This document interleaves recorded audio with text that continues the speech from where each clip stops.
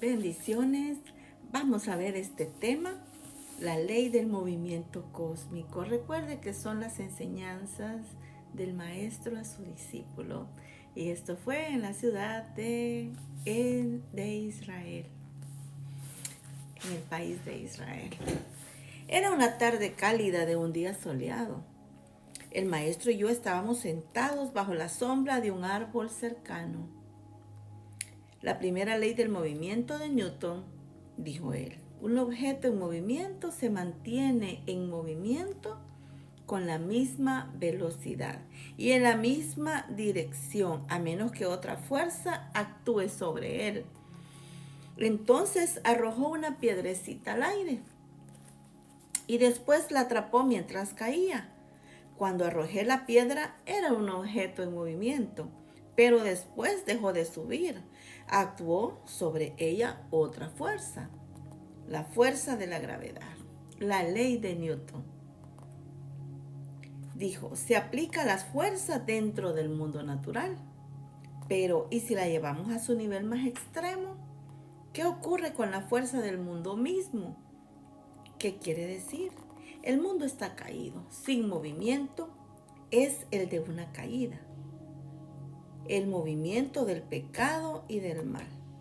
Entonces, ¿cómo podemos detener el movimiento? El movimiento de la caída. ¿Cómo podemos detener el pecado y el mal? Muchas religiones e ideologías dirían que alejándose del mal y yendo hacia el bien. ¿Cómo?, preguntó el maestro.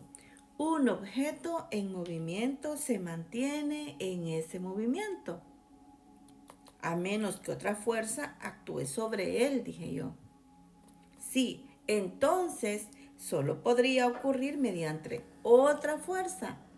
¿Y cuál es la otra fuerza? No puede ser del mundo, sino que debe ser de otra distinta al mundo, más allá del mundo, que es algo que sea distinto y esté más allá del universo. Dios.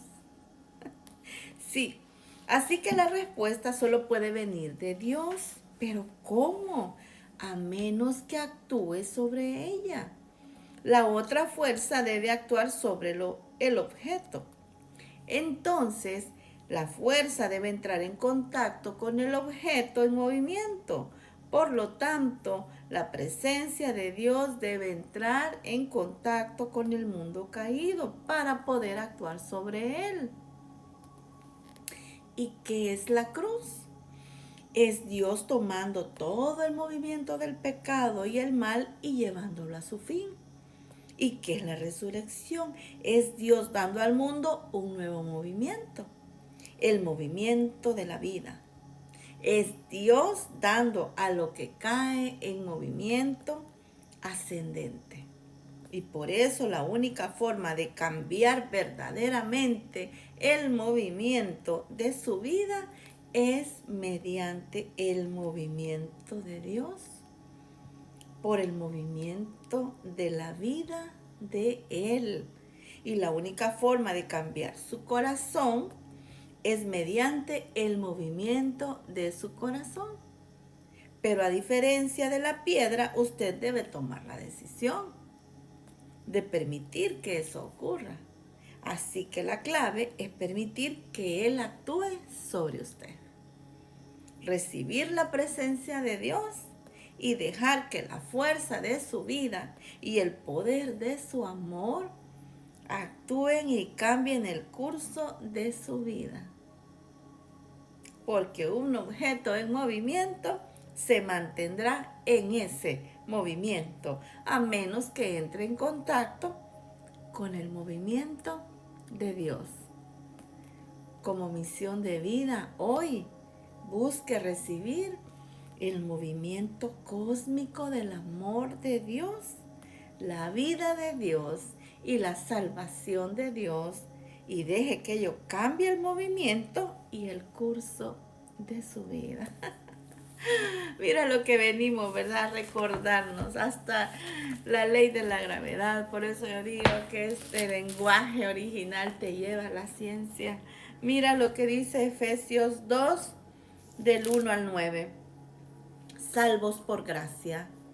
y Él os dio vida a vosotros cuando estabais muertos en vuestros delitos y pecados, y en los cuales anduvisteis en otro tiempo, siguiendo la corriente de este mundo, conforme al príncipe de la potestad del aire, el espíritu que ahora opera en los hijos de desobediencia, entre los cuales también todos nosotros vivimos en otro tiempo, en los deseos de nuestra carne, haciendo la voluntad de la carne y de los pensamientos, y éramos por naturaleza hijos de ira, lo mismo que los demás. Pero Dios, que es rico en misericordia, por su gran amor con que nos amó desde antes, ¿verdad? Aún estando nosotros muertos en pecados, nos dio vida juntamente con Cristo. Por gracia sois salvos. Y juntamente con Él nos resucitó y asimismo nos hizo sentar en los lugares celestiales con Cristo Jesús. Yo creía que esto era ir al cielo, pero en un diccionario bíblico ponen el ejemplo, ¿verdad? Que es como cuando tú estás en la playa rodeado de la arena. Eso significa estar en lugares celestiales, ¿verdad? Con Cristo Jesús, rodeados de su presencia, para mostrarle en los siglos venideros las abundantes riquezas de su gracia en su bondad para con nosotros en Cristo Jesús. Porque por gracia sois salvos, por medio de la fe, y esto no de vosotros, hasta eso es de Dios, pues es don de Dios, ¿verdad? La fe, no por obras para que nadie se gloríe, porque somos hechura suya, creados en Cristo Jesús para buenas obras, las cuales Dios preparó de antemano para que anduviésemos en ella. Y mira lo que dice el primer libro de Pedro, capítulo 2, versículo del 9 al 10. Habla del pueblo de Dios. Tú puedes leer todo el capítulo en tu casa. Mas vosotros sois linaje escogido, real sacerdocio, nación santa, pueblo adquirido por Dios, para que anunciéis las virtudes de aquel que os llamó de las tinieblas a su luz admirable. Vosotros que en otro tiempo no erais pueblo, pero que ahora sois pueblo de Dios, que en otro tiempo no habías alcanzado misericordia, pero ahora habéis alcanzado misericordia. Gracia, favor de Dios, vemos en el Nuevo Testamento, en el Nuevo Pacto. En el Antiguo Testamento lo conocemos como misericordia. Y mire lo que dice el primer libro de Juan, capítulo 3, versículo 16. Léete todo el capítulo porque habla de los hijos de Dios, ¿verdad? Pero vamos a leer primer libro de Juan, capítulo 3, versículo 16. En esto hemos conocido el amor, en que Él puso su vida por nosotros.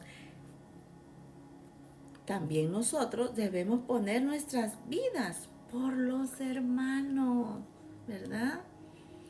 Mira, yo me podía dormir y yo dije, no,